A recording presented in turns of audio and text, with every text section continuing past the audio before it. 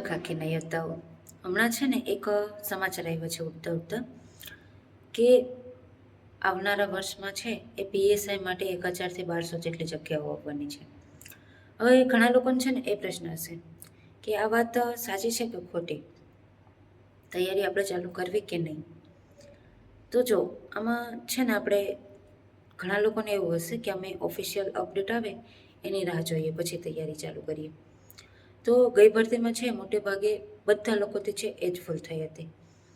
બધાએ એવું જ વિચાર્યું હતું કે આપણે છે ને એ નવી અપડેટ આવશે, ઓફિશિયલ અપડેટ જ્યાં સુધી ના આવે ને ત્યાં સુધી તૈયારી નથી કરવી.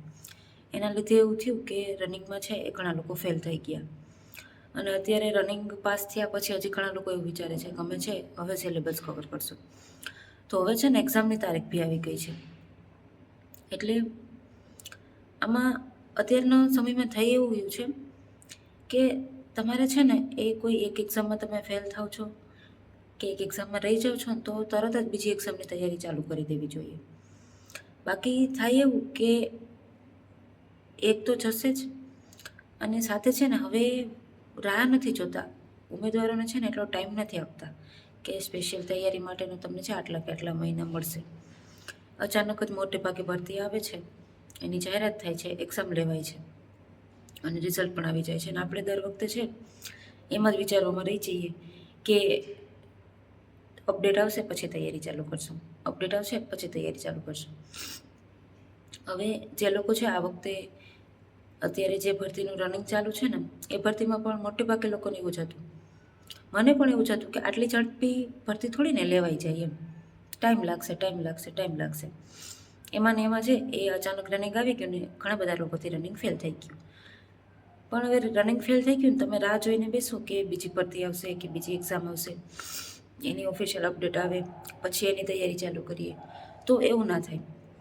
કારણ કે તમે જો એમાં પીએસઆઈ માટે, કોન્સ્ટેબલ માટે મેથ્સ રિઝનિંગ કરેલું હોય તો પાછળ તમારી પાસે મોકો જ હતો જ કે સીસીએ આવી ગઈ હતી. અને આ સીસીની એક્ઝામની હજી તારીખ નથી આપી પણ ફોર્મ ભરાઈ ગયા છે.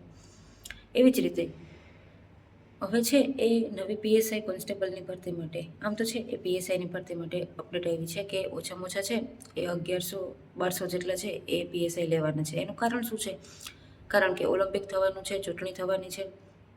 એટલે આ છે ને અફવાઓ, એ આપણને એવું થાય કે અફવા સાચી હશે ખોટી, તો ખોટી તો ના હોય. કારણ કે આપણને ખબર છે ગઈ ભરતી, અત્યારે જે ભરતીનું રનિંગ ચાલે છે ને એ ભરતીમાં બી એમ જ કહેતા હતા કે છે ને એ નવી ભરતી આવશે, નવી ભરતી આવશે. પણ મોટે ભાગે બધા લોકોને એવું જ હતું કે આટલી ઝડપ છે એ ભરતી બોર્ડ ભરતી નહીં લઈ શકે એમ.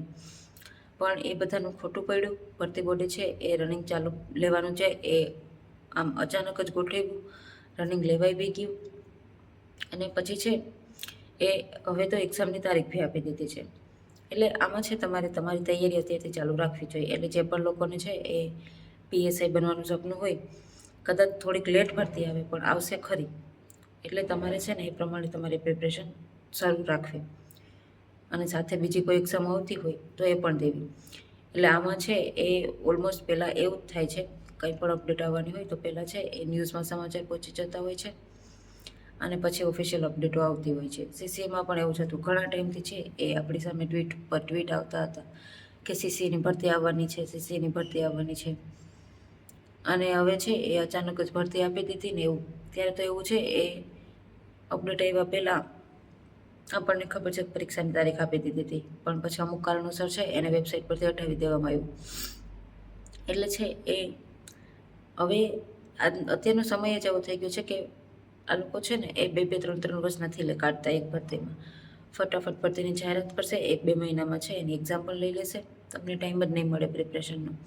આમાં છે ને કેવા લોકોનું ફાવી જશે? જે લોકો છે પોતાની તૈયારી ચાલુ રાખતા હોય, જે લોકો છે એ વચ્ચે મૂકી ન દેતા હોય કે હવે નવી ભરતી આવશે તો ત્યારે છે આપણે તૈયારી કરશું, આ ભરતીમાં રહી ગયા તો નવી ભરતીની તૈયારી કરશું. અને નવી ભરતીની ઓફિશિયલ અપડેટ આવે ને કંઈ એક્ઝામ આવીને જતી રહે એનો ખ્યાલ પણ નથી રહેતો. એટલે ખાસ તો એ જ કે આપણે છે ને એ અફવા છે, સાચી વાત છે એ બીજા નંબરની વાત છે, પણ અત્યારે આપણી સામે આવ્યું છે કે નવી ભરતી આવશે તો આપણે આપણી તૈયારીમાં રહેવાનું. એ પછી રનિંગ માટે હોય, એ પછી છે એ મેથ્સ રીઝનિંગ જેવા સબ્જેક્ટ માટે હોય. અત્યારે કદાચ તમે છે એ ફિઝિકલ પાછળ એટલું ધ્યાન ના આપો તો કંઈ વાંધો નહીં, તમે છે એ તમારા બાકીના સિલેબસ પર તો ધ્યાન આપી શકો ને, કારણ કે એમાં છે પીએસઆઈમાં તો એમસીક્યુ બી આવશે અને એક પેપર ડિસ્ક્રિપ્ટિવનું બી આવશે. એટલે એમાં છે એ બંને તૈયારી કરવાની હોય. પછી ઓફિશિયલ અપડેટ આવી જાય ને પછી એટલો ટાઈમ ના હોય કે તમે બંને તૈયારી કરી શકો. એટલે થોડી થોડી તૈયારી છે અત્યારથી ચાલુ રાખવાની. તો આ છે ને એ આપણે થોડી ઘણી વાતો હતી કે ખરેખર ભરતી આવવાની છે કે કેમ, અને જો આવવાની છે કે નથી આવવાની તો આપણે શું કરવું જોઈએ. બાકી તમને છે આના સિવાય કોઈ બી ક્વેશ્ચન હોય તો કોમેન્ટમાં જરૂરથી પૂછજો. બાકી પછી આપણે છે મળશું નવા વિડીયોમાં નવી માહિતી સાથે.